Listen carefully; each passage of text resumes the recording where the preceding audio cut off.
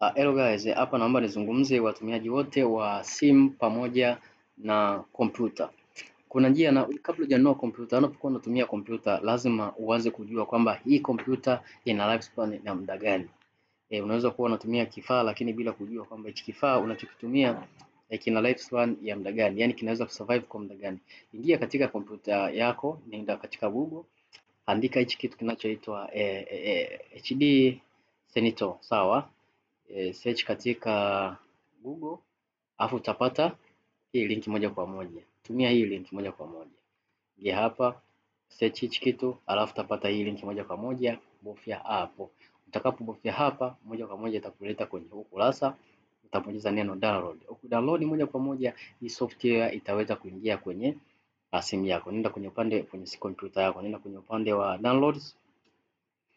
Utakuta kuna hii faili ishaji download. Utakapo install na kumaliza installation, hii system manake itafanya checkup ya hard disk iliyopo ndani. Tunaposema hard disk kwa kutumia ile kompyuta ni ile inayotunza kumbukumbu, inayotunza operating system kwa ajili ya kompyuta kufanya kazi. Kompyuta isipokuwa na disk haiwezi kufanya kazi. Hard disk ndio brain, ndio kila kitu kinachoweza kufanya kazi. Maana yake unapokuwa unatumia kompyuta inaenda kuconfigure information. Operating system inakaa kwenye hard disk. Hard disk ndio inaenda kufanya configuration kwenye BIOS, na BIOS inafanya configuration ya kila kitu kuhakikisha kwamba hii kompyuta kwenye upande wa hardware and software iko sawa na kila kitu kiko sawa. Kwa hiyo baada ya kufanya configuration inairuhusu operating system wake.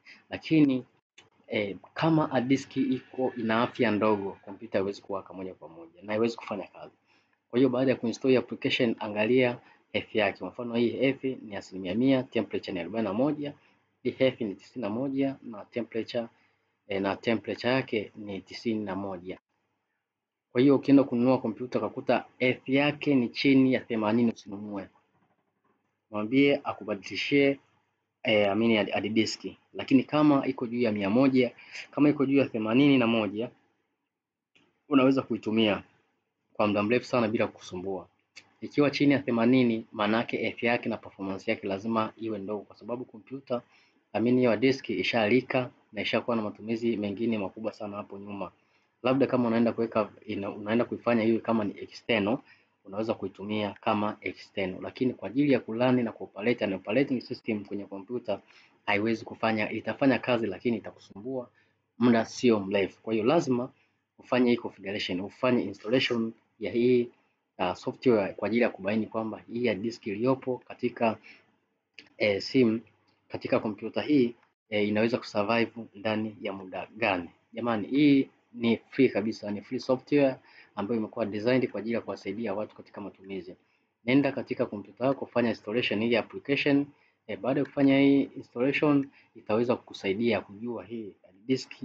Kwa mfano ushanunua kompyuta, lazima pia ukifanya installation itakusaidia kujua kwamba bana kompyuta yangu inaweza collapse muda wote. Operating system na operating system collapse, maana yake hautaweza kuambulia kitu chochote kile, mafaili yako na kila kitu kitafutika, hakitaweza kuonekana tena.